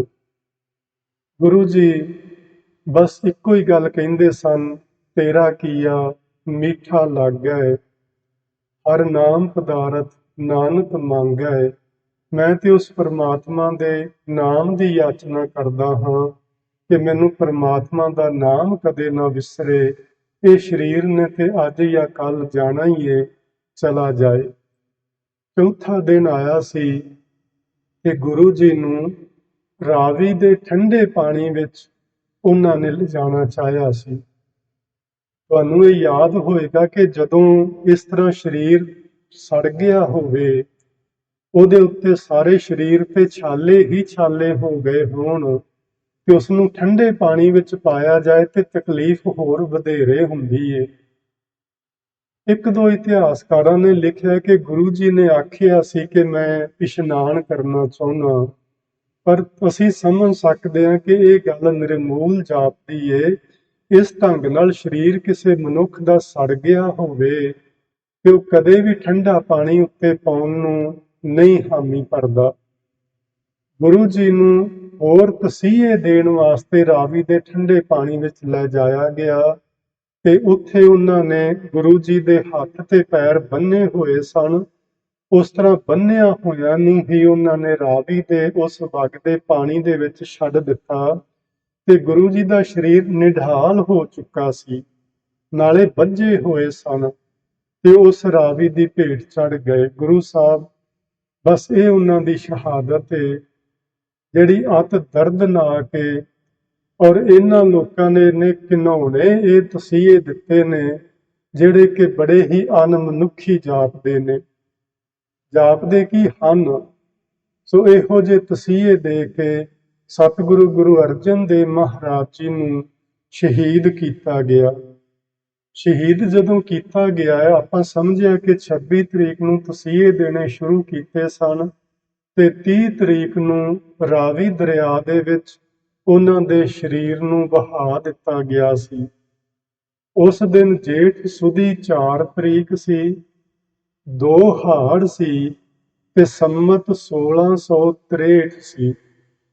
ਇੱਥੇ ਮੈਂ ਇੱਕ ਛੋਟੀ ਜਿਹੀ ਵਿਚਾਰ ਤੁਹਾਡੇ ਨਾਲ ਕਰਨਾ ਚਾਹੁੰਦਾ ਤੇ ਕਹਿਣਾ ਚਾਹੁੰਦਾ ਸਾਡੇ ਸਿੱਖ ਸਮਾਜ ਦੇ ਆਗੂ ਲੋਕਾਂ ਨੂੰ, ਜਿਹੜੇ ਕਹੇ ਜਾਂਦੇ ਜਥੇਦਾਰ ਨੇ, ਕਹੇ ਜਾਂਦੇ ਸਾਡੇ ਗੁਰਦੁਆਰਿਆਂ ਉੱਤੇ ਜਿਹੜੇ ਸੇਵਾ ਸੰਭਾਲ ਕਰਦੇ ਨੇ, ਉਹਨਾਂ ਲੋਕਾਂ ਨੂੰ ਇਹ ਜਿਹੜੀਆਂ ਉਤਲੀਆਂ 3 ਤਰੀਕਾਂ ਨੇ, ਚਾਹੇ ਉਹ ਜੇਠ ਸੁਦੀ 4 ਹੈ, ਕਿਸੇ ਜਥੇਦਾਰ ਨੂੰ ਤੁਸੀਂ ਪੁੱਛੋ ਜੇਠ ਸੁਦੀ 4 ਕੀ ਹੁੰਦਾ, ਕਿਸੇ ਨੂੰ ਨਹੀਂ ਪਤਾ। ਔਰ ਮੈਨੂੰ ਇਹ ਲੱਗਦਾ ਹੈ ਕਿ ਮੈਨੂੰ ਵੀ ਨਹੀਂ ਪਤਾ ਤੇ ਤੁਹਾਨੂੰ ਵੀ ਨਹੀਂ ਪਤਾ ਹੋਣਾ ਵੀ ਜੇਠ ਸੁਦੀ 4 ਕੀ ਹੁੰਦੀ ਹੈ। 2 ਹਾੜ ਅਸੀਂ ਕਦੀ ਨਹੀਂ ਵਰਤਿਆ, ਨਾ ਸਾਨੂੰ ਪਤਾ ਹੈ ਹਾੜ ਚੜ੍ਹਿਆ ਕਿੱਦਾਂ ਨੇ, 2 ਤਰੀਕ ਕਿੱਦਾਂ ਹੁੰਦੀ ਹੈ, ਕਦੋਂ ਇਹਨੇ ਖਤਮ ਹੋਣਾ, ਅਗਲਾ ਮਹੀਨਾ ਕਦੋਂ ਚੜ੍ਹਨਾ ਹੈ। ਨਾ ਸਾਡਾ ਇਸ ਸੰਮਤ ਨਾਲ ਕੋਈ ਵਾਸਤਾ ਹੈ ਵੀ 1663 ਕਦੋਂ ਸੀ ਤੇ ਅੱਜ ਇਹ ਕਿੰਨਾ ਹੈ, ਕੁਛ ਨਹੀਂ ਸਾਨੂੰ ਇਹਦੇ ਬਾਰੇ ਪਤਾ। ਲੇਕਿਨ ਸਾਡੇ ਇਹਨਾਂ ਅਖੌਤੀ ਆਗੂਆਂ ਨੇ ਐਸੀ ਜਿੱਦ ਫੜੀ ਹੋਈ ਹੈ ਕਿ ਅਸੀਂ ਇਹਨਾਂ ਤਰੀਕਾਂ ਨਾਲ ਹੀ ਸ਼ਹੀਦੀ ਪੁਰਬ ਜਾਂ ਬਾਕੀ ਦੇ ਪੁਰਬ ਜਿਹੜੇ ਨੇ ਮਨਾਉਣੇ ਨੇ, ਜਿਨ੍ਹਾਂ ਨੂੰ ਕੋਈ ਜਾਣਦਾ ਹੀ ਨਹੀਂ ਸੰਸਾਰ ਭਰ ਦੇ ਅੰਦਰ। ਨਾ ਅਸੀਂ ਇਹਨਾਂ ਦੁਆਰਾ ਕੋਈ ਕੰਮ ਕਰਦੇ ਹਾਂ, ਨਾ ਇਹਨਾਂ ਦੁਆਰਾ ਅਸੀਂ ਕੁਛ ਵੀ ਨਹੀਂ ਕਰਦੇ। ਮੈਂ ਪਿੱਛੇ ਜੇ ਇੱਕ ਵਾਰੀ ਤੁਹਾਡੇ ਨਾਲ ਗੱਲ ਕੀਤੀ ਸੀ ਕਿ ਸਾਡੇ ਕੋਲ ਨਾ 4-5 ਥਾਵਾਂ ਹੁੰਦੀਆਂ ਨੇ ਜਿੱਥੇ ਸਾਡਾ ਇਹ ਤਰੀਕ ਲਿਖੀ ਜਾਂਦੀ ਹੈ। ਪਹਿਲੀ ਗੱਲ, ਜਦੋਂ ਅਸੀਂ ਜਨਮ ਲੈਂਦੇ ਹਾਂ ਤਾਂ ਸਾਨੂੰ ਜਨਮ ਸਰਟੀਫਿਕੇਟ ਦਿੱਤਾ ਜਾਂਦਾ, ਉਹਦੇ ਤੇ ਸਾਡੀ ਤਰੀਕ ਲਿਖੀ ਜਾਂਦੀ ਹੈ। ਫਿਰ ਅਸੀਂ ਪੜ੍ਹਾਈ ਕਰਦੇ ਹਾਂ, ਸਾਨੂੰ ਉੱਥੋਂ ਕੋਈ ਸਰਟੀਫਿਕੇਟ ਜਾਂ ਕੋਈ ਡਿਗਰੀ ਮਿਲਦੀ, ਉਹਦੇ ਉੱਤੇ ਸਾਡੀ ਤਰੀਕ ਲਿਖੀ ਜਾਂਦੀ ਹੈ। ਫਿਰ ਅਸੀਂ ਵਿਆਹ ਕਰਾਉਂਦੇ ਹਾਂ, ਸਾਡੀ ਵਿਆਹ ਦੀ ਤਰੀਕ ਲਿਖੀ ਜਾਂਦੀ ਹੈ। ਫਿਰ ਜਦੋਂ ਅਸੀਂ ਅਕਾਲ ਚਲਾਣਾ ਕਰ ਜਾਂਦੇ ਹਾਂ, ਸਾਨੂੰ ਉਹ ਵੀ ਤਰੀਕ ਲਿਖ ਕੇ ਦੇ ਦਿੱਤੀ ਜਾਂਦੀ ਹੈ ਕਿ ਫਲਾਣੇ ਦਿਨ ਫਲਾਣੇ ਬੰਦੇ ਦਾ ਇੱਥੇ ਸੰਸਕਾਰ ਕੀਤਾ ਗਿਆ। ਉੱਥੇ ਅਸੀਂ ਕਿਤੇ ਵੀ ਆ ਜੇਠ ਸੁਦੀ, ਹਾੜ ਸੁਦੀ, ਸੰਵਤ ਆਦਿ ਕਿਤੇ ਵੀ ਨਹੀਂ ਲਿਖਿਆ ਜਾਂਦਾ। ਔਰ ਜਿਹੜੇ ਜਥੇਦਾਰ ਨੇ ਇਹਨਾਂ ਦੀਆਂ ਤਰੀਕਾਂ ਵੀ ਅੰਗਰੇਜ਼ੀ ਹੀ ਹੋਣਗੀਆਂ। ਉਹਨਾਂ ਦੇ ਸਰਟੀਫਿਕੇਟ ਖੋਲ ਕੇ ਵੇਖ ਲੈਣਾ, ਉਹਨਾਂ ਦੇ ਪਾਸਪੋਰਟ ਚੈੱਕ ਕਰੋ, ਉਹਦੇ ਤੇ ਕਿਸੇ ਤੇ ਜੇਠ ਸੁਦੀ ਕੋਈ ਤਰੀਕ ਨਹੀਂ ਲਿਖੀ ਹੋਏਗੀ। ਪਰ ਇਹਨਾਂ ਨੇ ਜਿੱਦ ਫੜੀ ਹੋਈ ਹੈ ਕਿ ਅਸੀਂ ਇਹਨਾਂ ਤਰੀਕਾਂ ਦੇ ਨਾਲ ਹੀ ਇਹ ਕਾਰਜ ਕਰਨੇ ਨੇ, ਜਦੋਂ ਕਿ ਇਹ ਤਰੀਕਾਂ ਹਰ ਸਾਲ ਬਦਲ ਜਾਂਦੀਆਂ ਨੇ, ਇਹ ਕਦੀ ਵੀ ਇੱਕ ਨਹੀਂ ਰਹਿੰਦੀਆਂ। ਜੇ ਅਸੀਂ ਸਰਕਾਰੀ ਦਰਬਾਰੇ ਜਾ ਕੇ ਕੋਈ ਛੁੱਟੀ ਮੰਗਣੀ ਹੋਵੇ ਕਿ ਸਾਨੂੰ ਹਰ ਸਾਲ ਆ ਛੁੱਟੀ ਚਾਹੀਦੀ ਏ ਗੁਰੂ ਅਰਜਨ ਦੇਵ ਮਹਾਰਾਜ ਜੀ ਦੇ ਸ਼ਹੀਦੀ ਪੁਰਬ ਦੀ, ਉਹ ਸਾਨੂੰ ਆਖਣਗੇ ਸਾਨੂੰ ਤਰੀਕ ਦੱਸੋ, ਤੇ ਕੀ ਆਖਾਂਗੇ ਜੇਠ ਸੁਦੀ 4 ਦੀ ਸਾਨੂੰ ਛੁੱਟੀ ਚਾਹੀਦੀ ਏ। ਉਹਨਾਂ ਦੀ ਜਾਣੇ ਬੁਲਾ ਜੇਠ ਸੁਦੀ 4 ਕੀ ਹੁੰਦੀ ਏ। 30 ਮਈ ਸਨ 1606 ਨੂੰ ਸਾਰੀ ਦੁਨੀਆ ਜਾਣਦੀ ਏ। ਕੇਵਲ ਸਿੱਖ ਹੀ ਨਹੀਂ, ਦੁਨੀਆ ਦਾ ਹਰ ਵਰਗ ਜਾਣਦਾ ਹੈ ਕਿ 30 ਮਈ ਸਨ 1606 ਕਦੋਂ ਸੀ ਤੇ ਅੱਜ ਕੀ ਹੈ। ਜੇ ਅਸੀਂ ਇਹ 30 ਮਈ ਸਨ 1606 ਵਾਲੀ ਤਰੀਕ ਤੇ ਇਹ ਪੁਰਬ ਮਨਾਈਏ ਤੇ ਹਰਜ ਕੀ ਹੈ। ਬਸ ਮੈਂ ਇੰਨੀ ਗੱਲ ਕਹਿਣਾ ਚਾਹੁੰਦਾ ਸਾਂ ਕਿ ਸਾਡੇ ਇਹਨਾਂ ਆਗੂਆਂ ਨੂੰ ਚਾਹੀਦਾ ਇਸ ਪਾਸੇ ਧਿਆਨ ਦੇਣ, ਇਹ ਇਸ ਗੱਲ ਦੀ ਜਿੱਦ ਛੱਡ ਦੇਣ। ਅਸੀਂ ਸੁਦੀਆਂ ਵਧੀਆਂ ਤੋਂ ਕੀ ਲੈਣਾ ਹੈ। ਅਸੀਂ 30 ਮਈ ਦੇ ਨਾਲ ਅਸੀਂ ਯਾਨੀ ਅੰਗਰੇਜ਼ੀ ਤਰੀਕਾਂ ਦੇ ਨਾਲ ਸਾਰੇ ਕੰਮ ਕਰਦੇ ਹਾਂ ਤੇ ਉਹਦੇ ਮੁਤਾਬਕ ਹੀ ਸਾਨੂੰ ਇਹ ਇਤਿਹਾਸਕ ਦਿਹਾੜੇ ਜਿਹੜੇ ਨੇ ਇਹ ਮਨਾਉਣੇ ਚਾਹੀਦੇ ਨੇ। ਸੋ ਅੱਜ ਗੁਰੂ ਅਰਜਨ ਦੇਵ ਮਹਾਰਾਜ ਜੀ ਦੀ ਪਵਿੱਤਰ ਸ਼ਹਾਦਤ ਨੂੰ 415 ਸਾਲ ਹੋ ਗਏ ਨੇ। ਸੋ ਇਹ ਯਾਦ ਰਹੇ, ਆਪਾਂ ਗੁਰੂ ਮਹਾਰਾਜ ਦੀ ਸ਼ਹਾਦਤ ਨੂੰ ਹਰ ਸਾਲ ਪਿਆਰ ਨਾਲ, ਸ਼ਰਧਾ ਨਾਲ ਮਨਾਉਂਦੇ ਹਾਂ ਤੇ ਹਮੇਸ਼ਾ ਮਨਾਉਂਦੇ ਹੀ ਰਹਿਣਾ ਚਾਹੀਦਾ। ਅੱਗੇ ਮੈਂ ਤੁਹਾਨੂੰ ਆਖਿਆ ਸੀ ਕਿ ਇੱਕ ਮੈਂ ਚਿੱਠੀ ਪੜ੍ਹਨੀ ਹੈ। ਚਿੱਠੀ ਪੂਰੀ ਨਹੀਂ, ਉਸ ਦੀਆਂ ਕੁਝ ਸਤਰਾਂ ਨੇ, ਕੁਝ ਪੰਕਤੀਆਂ ਨੇ। ਉਹ ਚਿੱਠੀ ਜਿਹੜੀ ਉਹ ਸ਼ੇਖ ਅਹਿਮਦ ਸਰਹੰਦੀ ਨੇ ਲਿਖੀ ਹੈ। ਚਿੱਠੀਆਂ ਉਹਨੇ ਕਈ ਲਿਖੀਆਂ ਨੇ, ਸ਼ਹਾਦਤ ਤੋਂ ਪਹਿਲਾਂ ਵੀ ਤੇ ਸ਼ਹਾਦਤ ਤੋਂ ਬਾਅਦ ਵੀ।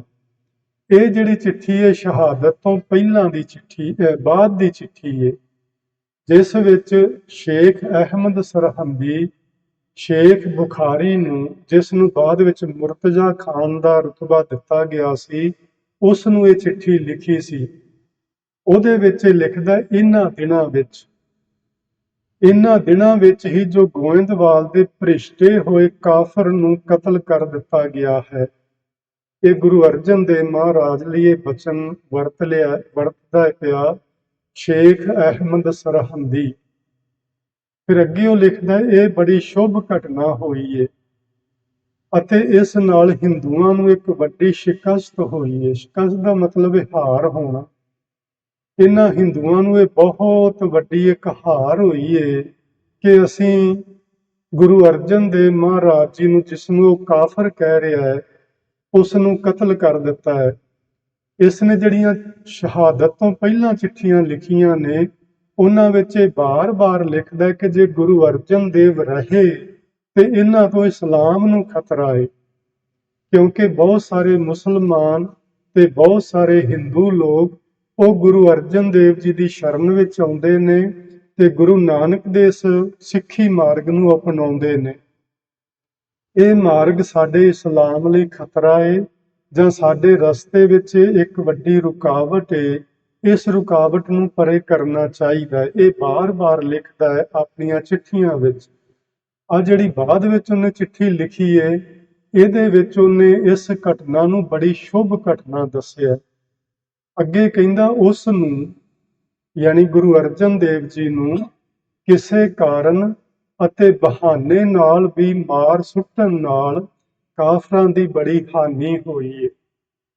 ਹੁਣ ਆ ਜਿਹੜੇ ਬਚਨ ਨੇ ਨਾ, ਕਿਸੇ ਕਾਰਨ ਅਤੇ ਬਹਾਨੇ ਨਾਲ, ਇਹ ਸਮਝਣ ਪੁੱਛਰੇ ਨੇ। ਉਹ ਜਿੰਨੀਆਂ ਚੀਜ਼ਾਂ ਗੁਰੂ ਜੀ ਦੇ ਉੱਤੇ ਦੋਸ਼ ਲਗਾਏ ਗਏ ਸਨ ਕਿ ਇਹਨਾਂ ਨੇ ਖੁਸਰੋ ਨੂੰ ਤਿਲਕ ਲਗਾਇਆ ਹੈ, ਉਹਦੀ ਹਮਾਇਤ ਕੀਤੀ ਹੈ, ਉਹਦੀ ਰਾਜ ਗੱਦੀ ਵਾਸਤੇ ਗੁਰੂ ਜੀ ਨੇ ਰੱਬ ਅੱਗੇ ਅਰਦਾਸ ਕੀਤੀ ਹੈ, ਉਹਨਾਂ ਨੇ ਬਾਣੀ ਨਹੀਂ ਚੜ੍ਹਾਈ, ਉਹਨਾਂ ਨੇ ਚੰਦੂ ਦੀ ਧੀ ਦਾ ਰਿਸ਼ਤਾ ਨਹੀਂ ਲਿਆ। ਇਹ ਸਾਰੀਆਂ ਚੀਜ਼ਾਂ ਉਹਨਾਂ ਕੋਲ ਬਹਾਨੇ ਸਨ। ਸਿਰਫ ਤੇ ਸਿਰਫ ਇੱਕੋ ਹੀ ਸੀ ਗੱਲ ਕਿ ਇਹ ਰਸਤੇ ਦਾ ਰੋੜਾ ਹੈ ਇਸਲਾਮ ਦੇ ਪ੍ਰਚਾਰ ਵਿੱਚ, ਇਸ ਨੂੰ ਹਟਾਉਣਾ ਹੈ। ਹੁਣ ਇੱਥੇ ਸਾਫ਼ ਲਿਖਿਆ ਗਿਆ ਉਹਦੇ ਕੋਲੋਂ ਕਿ ਉਸ ਨੂੰ ਕਿਸੇ ਕਾਰਨ ਤੇ ਬਹਾਨੇ ਨਾਲ, ਬਸ ਇਹ ਬਹਾਨੇ ਬਣਾਏ ਨੇ ਕਿ ਉਹਨਾਂ ਨੇ 3 ਲੱਖ ਜੁਰਮਾਨਾ ਕੀਤਾ ਸੀ, ਉਹ ਨਹੀਂ ਦਿੱਤਾ, ਇਹ ਵੀ ਇੱਕ ਬਹਾਨਾ ਸੀ ਉਹਨਾਂ ਕੋਲ। ਸੋ ਇਹਨਾਂ ਬਹਾਨੇ ਬਣਾ ਕੇ ਉਹਨਾਂ ਨੇ ਗੁਰੂ ਮਹਾਰਾਜ ਜੀ ਨੂੰ ਸ਼ਹੀਦ ਕੀਤਾ ਹੈ ਤੇ ਕਹਿ ਰਿਹਾ ਕਾਫਰਾਂ ਦੀ ਬੜੀ ਹਾਨੀ ਹੋਈ ਹੈ। ਅਤੇ ਮੁਸਲਮਾਨਾਂ ਲਈ ਇਹ ਮਹਾਨ ਲਾਭ ਦੀ ਗੱਲ ਬਣੀ। ਲਾਭ ਕਿਹੜੀ ਗੱਲ ਦਾ? ਉਹਨਾਂ ਨੂੰ ਇੱਕੋ ਹੀ ਹੈ ਕਿ ਹੁਣ ਉਹ ਇਸਲਾਮ ਦਾ ਪ੍ਰਚਾਰ ਜਿਹੜਾ ਹੈ ਉਹ ਵੱਡੇ ਪੱਧਰ ਤੇ ਕਰ ਸਕਣਗੇ। ਪਰ ਉਹਨਾਂ ਨੂੰ ਇਹ ਨਹੀਂ ਸੀ ਪਤਾ ਕਿ ਗੁਰੂ ਹਰਗੋਬਿੰਦ ਸਾਹਿਬ ਮਹਾਰਾਜ, ਗੁਰੂ ਅਰਜਨ ਸਾਹਿਬ ਤੋਂ ਬਾਅਦ ਤੁਹਾਡੇ ਇਸ ਰਸਤੇ ਦਾ ਰੋੜਾ ਹੀ ਨਹੀਂ ਸਗੋਂ ਹਿਮਾਲਿਆ ਪਰਬਤ ਬਣ ਕੇ ਖੜੇ ਹੋ ਜਾਣਗੇ। ਤੁਹਾਨੂੰ ਮਨਮਾਨੀਆਂ ਨਹੀਂ ਕਰਨ ਦੇਣਗੇ, ਤੁਹਾਨੂੰ ਪਰਜਾ ਉੱਤੇ ਜ਼ੁਲਮ ਨਹੀਂ ਕਰਨ ਦੇਣਗੇ। ਸੋ ਇਹ ਬਚਨ ਅਹਿਮਦ ਸਰਹੰਦੀ ਨੇ ਲਿਖੇ ਨੇ, ਜਿਹੜੇ ਆਪਾਂ ਹੂਬਹੂ ਪੜ੍ਹੇ ਨੇ। ਤੇ ਇਹ ਜਿਹੜੀਆਂ ਚਿੱਠੀਆਂ ਨੇ, ਮੈਂ ਪਿਛਲੀ ਕਥਾ ਵਿੱਚ ਤੁਹਾਡੇ ਨਾਲ ਬਚਨ ਸਾਂਝਾ ਕੀਤਾ ਸੀ ਕਿ ਡਾਕਟਰ ਗੰਡਾ ਸਿੰਘ ਨੇ ਤੇ ਸਰਦਾਰ ਕਪੂਰ ਸਿੰਘ ਨੇ ਆਪਣੀਆਂ ਲਿਖਤਾਂ ਵਿੱਚ ਲਿਖੀਆਂ ਹੋਈਆਂ ਨੇ। ਉਹਨਾਂ ਨੇ ਅਰਬੀ ਫਾਰਸੀ ਚੋਂ ਚਿੱਠੀਆਂ ਦਾ ਜਿਹੜਾ ਇਹਨਾਂ ਦਾ ਟਰਾਂਸਲੇਟ ਕੀਤਾ ਹੋਇਆ ਪੰਜਾਬੀ ਦੇ ਵਿੱਚ। ਸੋ ਜੇ ਕਿਸੇ ਦਾ ਮਨ ਹੋਵੇ ਤੇ ਭਈ ਉਹਨਾਂ ਦੀਆਂ ਲਿਖਤਾਂ ਵਿੱਚੋਂ ਤੁਸੀਂ ਉਹਨਾਂ ਦੀਆਂ ਬਹੁਤ ਸਾਰੀਆਂ ਚਿੱਠੀਆਂ ਪੜ੍ਹ ਵੀ ਸਕਦੇ ਹੋ। ਅੱਗੇ ਅਸੀਂ ਇੱਕ ਬਚਨ ਕਰਨਾ ਹੈ ਕਿ ਵੇਖੋ ਗੁਰੂ ਅਰਜਨ ਦੇਵ ਮਹਾਰਾਜ ਜੀ, ਉਹਨਾਂ ਨੇ ਕਿਸੇ ਦਾ ਇੱਕ ਰੱਤੀ ਭਰ ਵੀ ਨੁਕਸਾਨ ਨਹੀਂ ਕੀਤਾ। ਜਦੋਂ ਤੋਂ ਸੰਸਾਰ ਵਿੱਚ ਆਏ ਨੇ, ਭੱਟਾਂ ਨੇ ਇਸ ਤਰ੍ਹਾਂ ਬਾਣੀ ਵਿੱਚ ਲਿਖਿਆ ਕਿ ਤੈਂ ਜਨਮਤ ਗੁਰਮਤ ਬ੍ਰਹਮ ਪਛਾਣਿਓ। ਐ ਗੁਰੂ ਅਰਜਨ ਸਾਹਿਬ ਜੀ, ਤੁਸੀਂ ਜਨਮ ਤੋਂ ਹੀ ਬ੍ਰਹਮ ਦੀ ਪਹਿਚਾਣ ਰੱਖਣ ਵਾਲੇ ਸੋ। ਉਹਨਾਂ ਨੇ ਦਰਬਾਰ ਸਾਹਿਬ ਬਣਾਇਆ, ਉਹਨਾਂ ਨੇ ਆਦਿ ਬੀੜ ਦੀ ਰਚਨਾ ਕੀਤੀ, ਸਾਰੀ ਬਾਣੀ ਨੂੰ ਇਕੱਤਰ ਕੀਤਾ। ਫਿਰ ਉਹਨਾਂ ਨੇ ਨਗਰ ਵਸਾਏ। ਲਾਹੌਰ ਵਿੱਚ ਕਾਲ ਪਿਆ ਤੇ ਉਹਨਾਂ ਨੇ ਘਰ ਘਰ ਜਾ ਕੇ ਮਨੁੱਖਤਾ ਦੀ ਸੇਵਾ ਕੀਤੀ। ਉਹਨਾਂ ਨੇ ਤਰਨ ਤਾਰਨ ਵਿੱਚ ਕੋਹੜੀ ਘਰ ਬਣਵਾਇਆ, ਥਾਂ ਥਾਂ ਤੇ ਦਵਾਖਾਨੇ ਖੋਲ੍ਹੇ। ਜਿੱਥੇ ਪਾਣੀ ਦੀ ਜ਼ਰੂਰਤ ਸੀ, ਗੁਰੂ ਜੀ ਨੇ ਖੂਹ ਤੇ ਬੌਲੀਆਂ ਲਵਾਈਆਂ। ਉਹਨਾਂ ਨੇ ਸਰੋਵਰ ਬਣਵਾਏ। ਕਿੰਨੇ ਮਹਾਨ ਕਾਰਜ ਉਹਨਾਂ ਨੇ ਕੀਤੇ। ਪਰ ਇਹਨਾਂ ਜ਼ਾਲਮਾਂ ਨੇ ਇਹੋ ਜਿਹੇ ਮਹਾਨ ਪੁਰਸ਼ ਨੂੰ ਕਿਸ ਢੰਗ ਦੇ ਨਾਲ ਸ਼ਹੀਦ ਕੀਤਾ, ਉਹ ਤੁਹਾਡੇ ਸਾਹਮਣੇ। ਹਰਿਮੰਦਰ ਦਰਸ਼ਨ ਨਾਂ ਦੀ ਇੱਕ ਛੋਟੀ ਜਿਹੀ ਕਿਤਾਬ ਹੈ, ਸਰੂਪ ਸਿੰਘ ਅਲਾਗੂਰਾਂ ਦੀ ਲਿਖੀ ਹੋਈ। ਉਹਦੇ ਵਿੱਚ ਉਹਨਾਂ ਨੇ ਆਹ ਬਚਨ ਲਿਖੇ ਨੇ। ਉਹ ਕਹਿੰਦੇ ਨੇ, ਗੁਰ ਦਰਬਾਰ ਦੀਆਂ ਰਖਵਾਈਆਂ ਪਿਆਰ ਤੇ ਜਿਸ ਬੁਨਿਆਦਾਂ। ਉਹਨਾਂ ਦਾ ਕਿੰਨਾ ਮਨੁੱਖਤਾ ਨਾਲ ਪਿਆਰ ਹੈ। ਇਤਿਹਾਸ ਕਹਿੰਦਾ ਹੈ ਕਿ ਜਦੋਂ ਉਹਨਾਂ ਨੇ ਦਰਬਾਰ ਸਾਹਿਬ ਦੀ ਨੀਂਹ ਰਖਵਾਈ ਸੀ ਤੇ ਸਾਈਂ ਮੀਆਂ ਮੀਰ ਨੂੰ ਬੁਲਾਇਆ ਸੀ। ਉਹਨਾਂ ਦੇ ਮਨ ਵਿੱਚ ਕੋਈ ਜਾਤੀਵਾਦ ਨਹੀਂ, ਕੋਈ ਇਲਾਕਾਵਾਦ ਨਹੀਂ, ਕੋਈ ਫਿਰਕਾ ਪ੍ਰਸਤੀ ਨਹੀਂ। ਉਹ ਸਾਰੀ ਮਾਨਵਤਾ ਨੂੰ ਏਕ ਪਿਤਾ ਏਕਸ ਕੇ ਹਮ ਬਾਰਕ ਕਹਿ ਕੇ ਸਨਮਾਨਦੇ ਨੇ। ਜਦੋਂ ਦਰਬਾਰ ਦੀ ਨੀਂਹ ਰਖਵਾਉਣੀ ਸੀ, ਸਾਈਂ ਮੀਆਂ ਮੀਰ ਜੀ ਨੂੰ ਸੱਦਿਆ ਗਿਆ ਤੇ ਉਹਨਾਂ ਪਾਸੋਂ ਇਹ ਨੀਂਹ ਰਖਵਾਈ ਗਈ। ਇਹ ਸੀ ਪਿਆਰ ਦਾ ਇੱਕ ਸਬੂਤ। ਉਸ ਦੇ ਖਾਤਰ ਤਵੀ ਤਪਾਈ ਨਫ਼ਰਤ ਦਿਆਂ ਜਲਾਦਾ। ਇਹੋ ਜਿਹੇ ਮਹਾਨ ਪੁਰਸ਼ ਵਾਸਤੇ, ਜਿਹੜਾ ਸਮੁੱਚੀ ਮਾਨਵਤਾ ਨੂੰ ਇੱਕ ਪਿਤਾ ਦੇ ਬੱਚੇ ਜਾਣ ਕੇ ਉਹਨਾਂ ਨਾਲ ਪਿਆਰ ਕਰਦਾ ਹੋਵੇ, ਉਸ ਦੇ ਵਾਸਤੇ ਇਹੋ ਜਿਹੇ ਤਸੀਹੇ ਇਹਨਾਂ ਲੋਕਾਂ ਨੇ ਉਹਨਾਂ ਨੂੰ ਦਿੱਤੇ। ਰਚਨਾ ਕਰ ਗ੍ਰੰਥ ਪਵਿੱਤਰ, ਜਿਸ ਬਖਸ਼ੀ ਅੰਮ੍ਰਿਤ ਬਾਣੀ। ਉਸ ਦੇ ਸਿਰ ਤੇ ਤਪਦੀ ਰੇਤਾ, ਇਹ ਕੀ ਕਹਿਰ ਕਹਾਣੀ।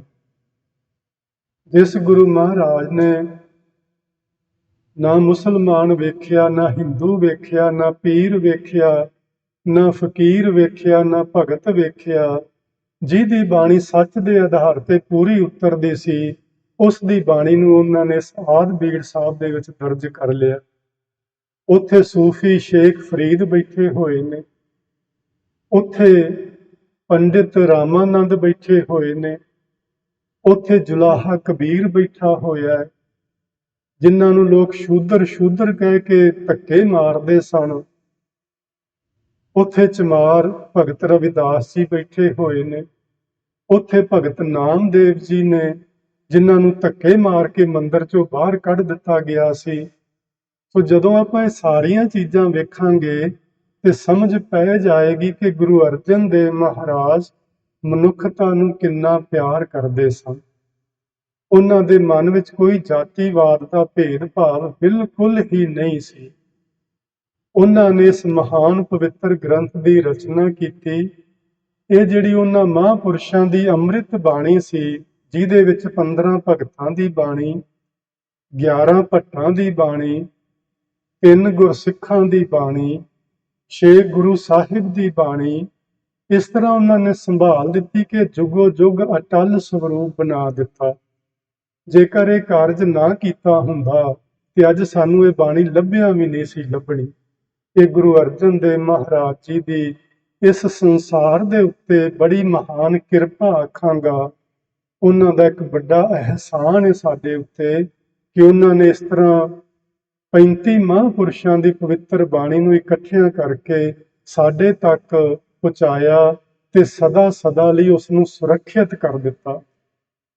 ਇਹੋ ਜਿਹੇ ਮਹਾਨ ਪੁਰਸ਼ ਨੂੰ ਉਸ ਦੇ ਸਿਰ ਤੇ ਤਪਦੀ ਰੇਤਾ, ਇਹ ਕੀ ਕਹਿਰ ਕਹਾਣੀ।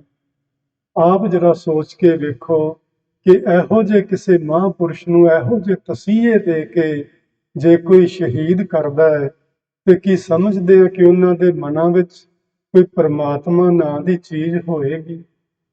ਉਹਨਾਂ ਦੇ ਅੰਦਰ ਕੋਈ ਮਨੁੱਖਤਾ ਦੇ ਨਾਲ ਪਿਆਰ ਦੀ ਕੋਈ ਜਰਾ ਜਿੰਨੀ ਇੱਕ ਕਿਣਕਾ ਮਾਤਰ ਵੀ ਕੁਝ ਹੋਏਗਾ? ਬਿਲਕੁਲ ਨਹੀਂ। ਉਹ ਲੋਕ ਪਤਾ ਨਹੀਂ ਪੱਥਰ ਦਿਲ ਸਨ।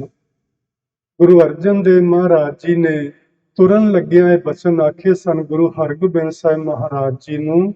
ਉਹਨਾਂ ਨੇ ਆਖਿਆ ਸੀ, ਮੈਂ ਜਿਹੜਾ ਇਸ ਜ਼ਬਰ ਦਾ ਮੁਕਾਬਲਾ ਸਬਰ ਨਾਲ ਕਰਨ ਚੱਲਿਆ, ਜੇ ਮੈਂ ਕਾਮਯਾਬ ਹੋਇਆ ਤੇ ਠੀਕ ਹੈ।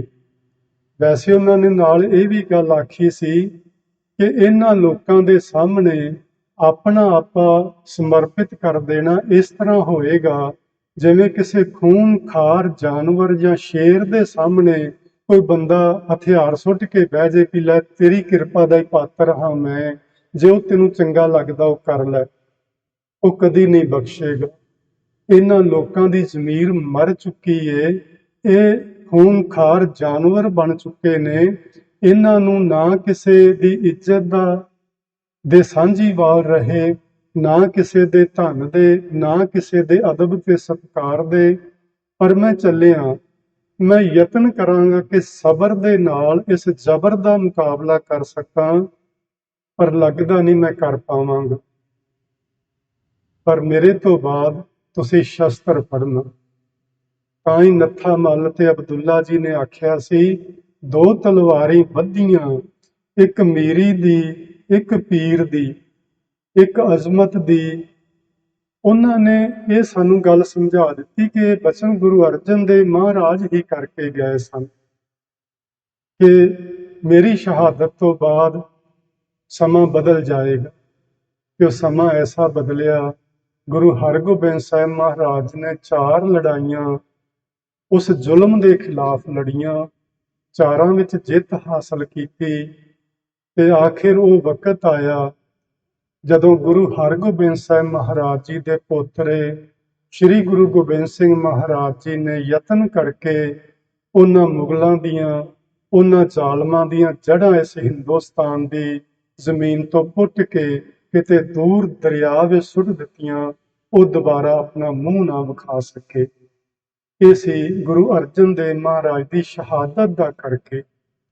ਜੇ ਸ਼ਹਾਦਤ ਨਾ ਹੁੰਦੀ ਤੇ ਸ਼ਾਇਦ ਅੱਜ ਹਿੰਦੁਸਤਾਨ ਦਾ ਨਾਂ ਹਿੰਦੁਸਤਾਨ ਨਾ ਹੁੰਦਾ, ਕੁਝ ਹੋਰ ਹੁੰਦਾ। ਉਹ ਆਪਾਂ ਸਾਰੇ ਸਮਝਦੇ ਹੀ ਹਾਂ ਕਿ ਉਹਨਾਂ ਮੁਗਲਾਂ ਦਾ, ਉਹਨਾਂ ਇਸਲਾਮਿਕ ਜਿਹੜੇ ਸ਼ਾਸਕ ਸਨ, ਉਹਨਾਂ ਦਾ ਕਿੰਨਾ ਬੋਲਬਾਲਾ ਸੀ ਤੇ ਹਿੰਦੁਸਤਾਨੀ ਕਿੰਨੇ ਉਹਨਾਂ ਤੋਂ ਥਰ ਥਰ ਕੰਬਦੇ ਸਨ। ਉਹਨਾਂ ਦੇ ਸਾਹਮਣੇ ਉੱਚੀ ਸਾਹ ਤੱਕ ਨਹੀਂ ਸਨ ਲੈਂਦੇ। ਪਰ ਗੁਰੂ ਜੀ ਨੇ ਇਨ ਗਰੀਬ ਸਿੱਖਣ ਕੋ ਦਿਓ ਪਾਤਸ਼ਾਹੀ, ਯਾਦ ਕਰੇ ਹਮਰੀ ਗੁਰਿਆਈ। ਇਹ ਬਚਨ ਆਖ ਕੇ ਉਹਨਾਂ ਨੇ ਸਾਨੂੰ ਸਿਰ ਚੁੱਕ ਕੇ ਜਿਉਣਾ ਸਿਖਾਇਆ ਸੀ। ਸੋ ਅੱਜ ਆਪਾਂ ਗੁਰੂ ਅਰਜਨ ਦੇਵ ਮਹਾਰਾਜ ਜੀ ਦੀ ਪਵਿੱਤਰ ਸ਼ਹਾਦਤ ਦੇ ਸੰਬੰਧ ਵਿੱਚ ਗੱਲਬਾਤ ਕੀਤੀ ਹੈ। ਆਈ ਉਹਨਾਂ ਦੀ ਸ਼ਹਾਦਤ ਲਾਸਾਨੀ ਹੈ, ਉਹਦੇ ਉੱਤੇ ਕੋਈ ਵੀ ਗੱਲ ਕਰਨਾ ਇਉਂ ਲੱਗਦਾ ਕਿ ਜਿਵੇਂ ਸਾਡੇ ਵੱਸ ਦੀ ਗੱਲ ਨਹੀਂ। ਸੋ ਫਿਰ ਵੀ ਜੋ ਬਚਨ ਤੁਹਾਡੇ ਨਾਲ ਸਾਂਝੇ ਕੀਤੇ ਨੇ ਭਾਈ ਪ੍ਰਵਾਨ ਕਰਨਾ, ਮੇਰੇ ਪਾਸੋਂ ਹੋਈਆਂ ਭੁੱਲਾਂ ਦੀ ਮੈਨੂੰ ਖਿਮਾ ਬਖਸ਼ਿਸ਼ ਕਰਨਾ। ਅਗਲਾ ਪ੍ਰੋਗਰਾਮ ਪਿਆਰ ਨਾਲ ਸ਼ਰਵਣ ਕਰੋ, ਪਿਆਰ ਨਾਲ ਆਖੋ ਜੀ ਵਾਹਿਗੁਰੂ ਜੀ ਕਾ ਖਾਲਸਾ, ਵਾਹਿਗੁਰੂ ਜੀ ਕੀ ਫਤਿਹ।